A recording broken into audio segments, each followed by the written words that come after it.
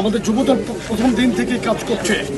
আজকে আমরা সকাল থেকে ফেনীতে আছি, আপনাদেরকে প্রয়োজনীয় সাহায্য সহযোগিতা যুবদল দিয়ে যাচ্ছে।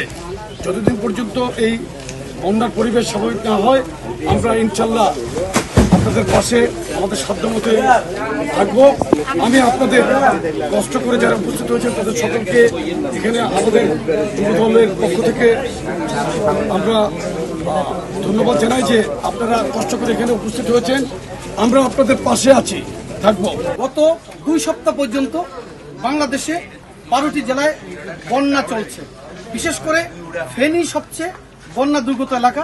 ফেনী, কুমিল্লা, নোয়াখালী, লক্ষ্মীপুর সহ বাংলাদেশের যে জেলাগুলোতে বন্যা কবলিত, প্রতিটি জেলায় বিএনপির ভারপ্রাপ্ত চেয়ারম্যান, আমাদের সাংগঠনিক অভিভাবক দেশনায়ক জনাব তারেক রহমান বিএনপি পরিবারের প্রতিটি সদস্যকে বন্যার্ত মানুষের পাশে দাঁড়ানোর জন্য নির্দেশ দিয়েছেন।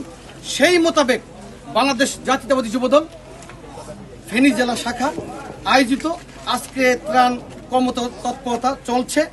আমরা গত 15 দিন পর্যন্ত কোথাও শুকনো খাবার, কোথাও রান্না করা খাবার, কোথাও নগদ অর্থ, কোথাও ঔষধ দিয়ে আমরা সাহায্য করেছি।